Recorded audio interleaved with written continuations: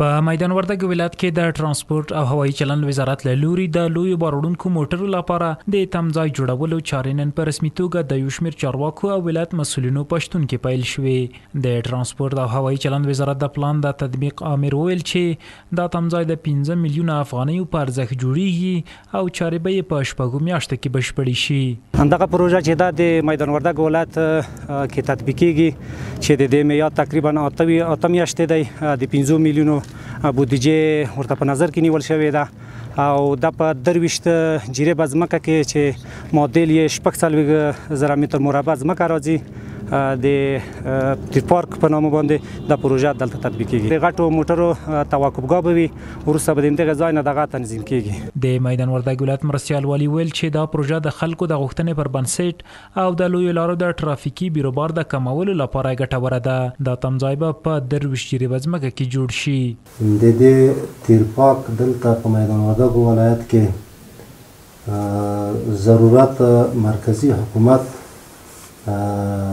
لازم بولنای په دې خاطر باندې چې الته په مرکز کې راش بیروبار ډیر ده نو دوی وغوښتل چې دلته یو تیر پارک په میدان وردګ ولایت کې جوړ شي. د غټ موټر له هرات له قندهار نه راسي دلته تخلیه شي بیا وروسته لغنه په وړو موټرو کې د تجارانو مالونه مرکز ته انتقال شي.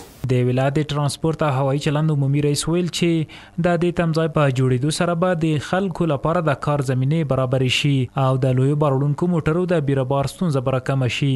د دې په خاطر باندې چې دغه بیروبار او ازدحام د کابل نه کم کو د غټو موټرو ته دلته یو زمینه مساعده کو او د غټ موټر دلته ودرو. دې په خاطر باندې دغه ځای شروع او د 23 جریبه ځمکه هم د راځي نه انتقال کړی ده. د یادې پروژې مسؤل انجینر څرګنده کړه چې تمځای به د سلګونو موټرو د تمځای ظرفیت ولري او په معیاري بڼه به جوړ شي. دا هغه لا وزن بردار موټر لکه ټیلر شو د غټ لاري دا د هغه موټرو لپاره جوړیږي. دا غوي د لپاره به یو نو د میزه اوسي او بعضی هغه دولتي کوم پروسس چې دلته د هوایي چلند او ترانسپورت د خوانه کیږي نو هغه بدل ته تر سره کیږي. دغه د صاحب هم د خاطر دې ته جوړه چې پراخه ده نو هغه خاري کوم نظم چې خلاليږي یا دلته بیروبار جوړیږي هغه به د منځه یوړل شي. تقریبا د 200 په خو شا کې دلته کولای شي چې په یو وخت کې سټاک یعنی موټر ودرېږي چې هغه د دې نظر د سرک ته دغه کوم وسفیل لپاره کم ضرورت چي دغه پروژې رافع کوي. نو پاینده کې بل خیره دلته نور پروګرامونه په دې ساحه کې پلي کیږي.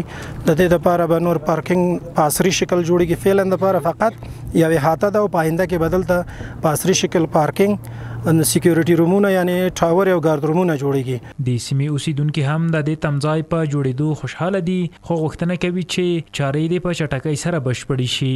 دا خو ډېره غټه ده د موږ د وطن لپاره د غریبانو د کارګرو لپاره چې کار پکې وکړي او شاید کې سہولت پکې راځي کنه.